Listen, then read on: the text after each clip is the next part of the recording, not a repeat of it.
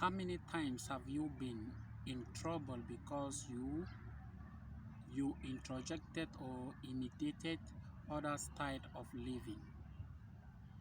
How many times have you tried smoking, drinking, driving at a higher speed because you have seen others doing that and you want to comply with those habits? How many times have you been in a critical condition because you want to to be noticed or be identified as someone else? Yeah. Today we are going to talk about the negative influence of peer pressure. How to minimize the negative influence of peer pressure that pushes us to do what we are not intended or familiar with. Yeah. Negative peer pressure makes you think that you have to do extraordinary things or you have to do things so that you should be accepted in the community. Now today we are going to talk about the negative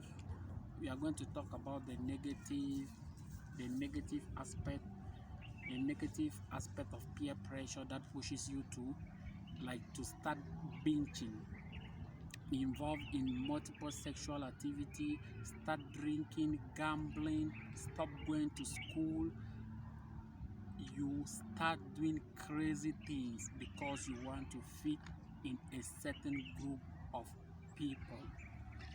Today I'm going to give you the techniques or the strategy how to minimize the chances of being influenced by negative peer pressure. First, plan ahead. Plan ahead. Plan ahead how you are going to respond or react to a situation that you are going to face in future. Plan ahead. Let me take an example. Let us consider you are living in a certain place, and that place has the cultural background.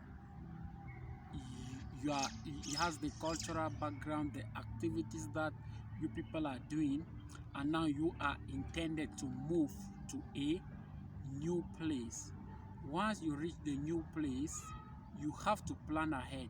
If I reach this place and the things that they are doing there is against our cultural background, how am I going to react?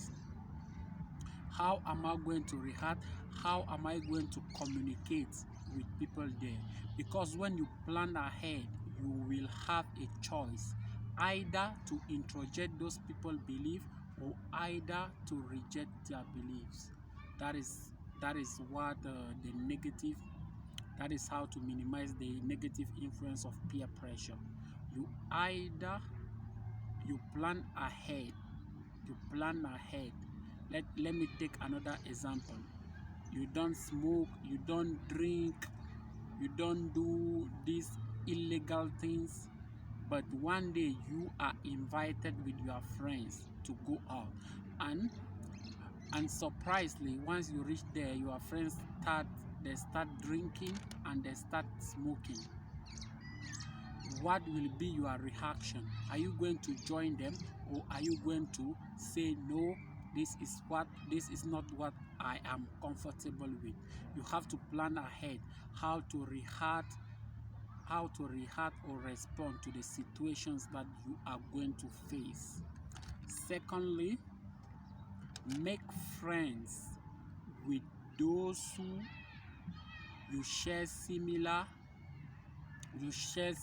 goals and have same belief. You have similar goals and same belief. Let me take an example.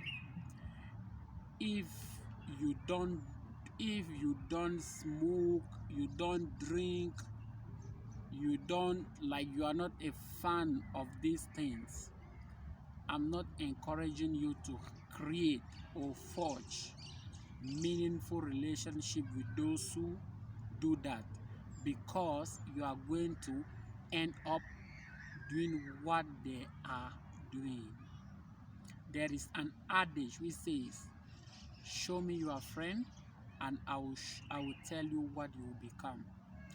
If you are not, if you don't drink, you don't smoke, you don't, it's not even always smoking, you don't do many things that is against your belief or against what you see as right, you don't have to forge or create meaningful relationship with those who do those things. You don't have to do that, because once you do that, 99% is that you are going to introject and start behaving the way they behave. Another one is search for a mentor. Search for a mentor. When you don't have access to getting, when you don't have access to someone who can advise you how to react or respond to a certain situation or scenario that will present to you in future, automatically once the scenario present to you, you will not know how to behave. You will not know how to react to it. Like, look for someone whom you trust and whom you can share the difficulties that you are going through, and that person can direct you and orientate you. Once you get a person who can direct you, orientate you, it will be very difficult for you to be engulfed, to be disturbed by the peer pressure influences. It will be very difficult for you. Like, if you have someone, it might be your teacher, your pastor, any person that you talk to with who have experience, that person can advise you how to react to this peer pressure. The majority of the young people today, they face this thing of peer pressure influence. You see someone, he leaves his or her parents' home. They are not used to this type of life, but once they jump into a certain group, they start doing things that they were not doing because they are being influenced by their friends. Automatically, it's because they lack access to advices and someone who can mentor them. Advices and mentorship. That is why the majority of the youth today, because the distance that separates them from the old and the more experienced people is too big, or the gap is big. Another one is learn how to say no without giving an explanation. Please, can we go out today? No, I'm not interested. Please, can you do this? No, I'm not interested. I know today we seek validation and acceptance from people in the society.